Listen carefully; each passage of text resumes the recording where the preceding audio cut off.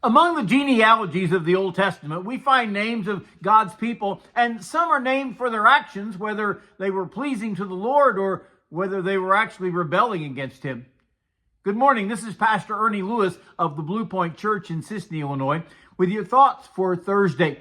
During the leadership of Moses, when the children of Israel were trekking from Egypt to the Promised Land, there were some who opposed Moses and wanted to be leaders themselves. Of course, Moses never really sought this job in the first place. He was called from the backside of the desert to lead these Israelites, even after he objected and didn't really think he could do the job.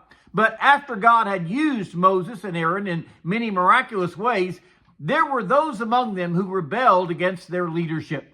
They were led by one named Korah. Now, the Bible tells us he was a ringleader. He had amassed a mob of some 250 to oppose Moses and Aaron at this time.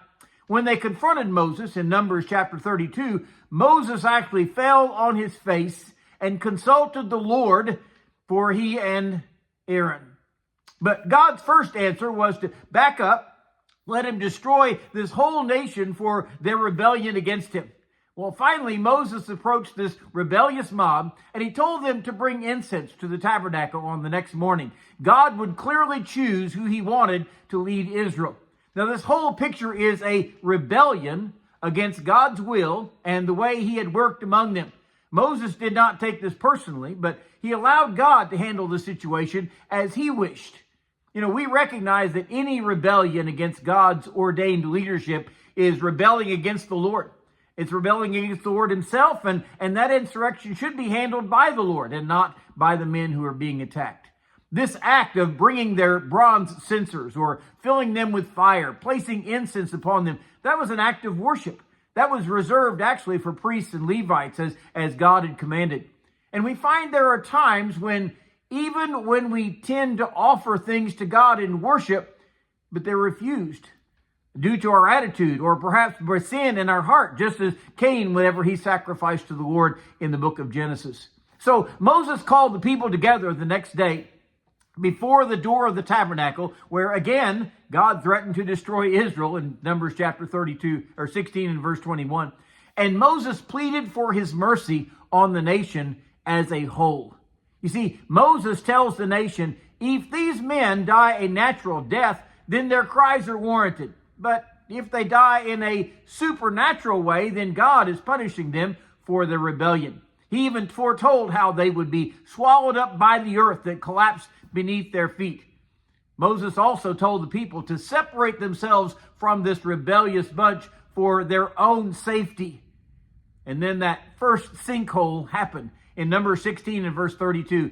Now it came to pass, as he finished speaking all these words, that the ground split apart under them, and the earth opened its mouth and swallowed them up with their households and all the men with Korah and all their goods.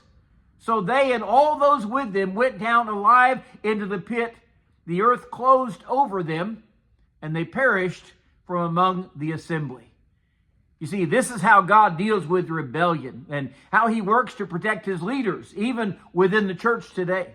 Besides these families that were swallowed up, there was a plague that ran through the people and killed 14,700 who were complaining about Moses. We must ask ourselves if we are those kinds of complainers in the church, or if we are following God's leadership.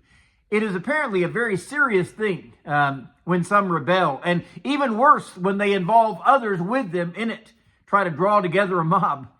We need to pray for our leaders as God directs them in the church, because that will often even change our way of thinking, and it will cause us to respect the work of the Lord, and then we will all get involved to do things for the Lord together.